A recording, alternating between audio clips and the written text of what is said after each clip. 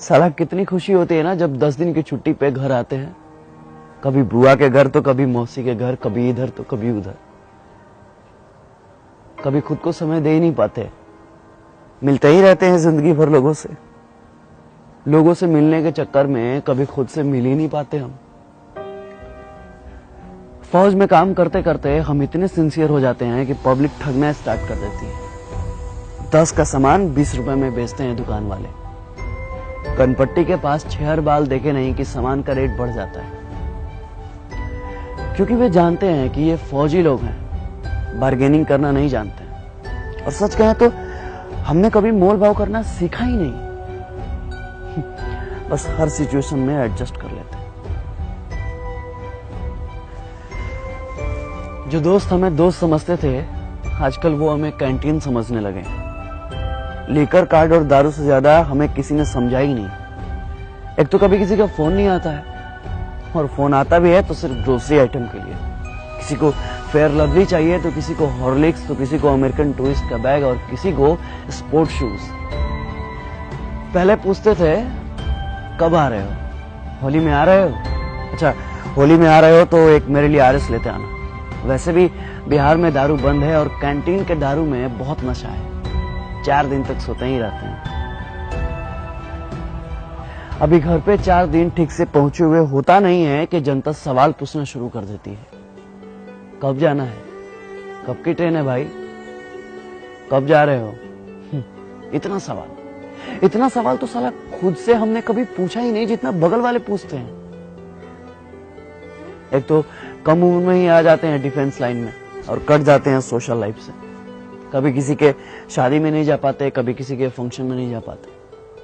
शिकायतें सबको रहती हैं कि हम नहीं आते हैं, पर क्या करें, अपनी जिंदगी को बस एडजस्ट कर लेते हैं। अपने पर्सनल लाइफ को सोशल लाइफ से कनेक्ट ही नहीं कर पाते, क्योंकि फौजियों का कोई सोशल लाइफ ही नहीं होता। अरे कंफर्म टिकट की तो दूर की बात है, साला 3 महीने पहले छुट्टी तो कंफर्म है। और हाँ, यह सब हम कुछ बोल भी नहीं सकते, क्योंकि फौजियों के लिए छुट्टी एक प्रिविलेज है, मौलिक अधिकार नहीं।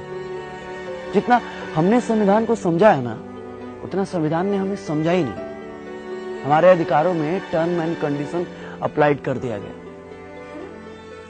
सेना में पॉलिटिक्स नहीं है, लेकिन आजकल सारा पॉलिटिक्स सेना पर ही होता है, क्योंकि घर घर में हॉर्लिक्स से ज्यादा पॉलिटिक्स चलता है। अब क्या फर्क पड़ता है भाई साहब को कि बगल में 4 घंटे से कौन खड़ा है?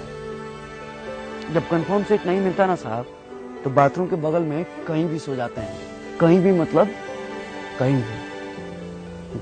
ऐसे तो हमने कई बार अपने कंफर्म सीट पे लोगों को जगह दी है, अपने साइड लोअर को मिडिल अपर सेक्शन भी किया। कई बार तो हम खड़े भी हो जाते हैं, मगर दिमाग नहीं लगाते, जज्बात को समझते हैं।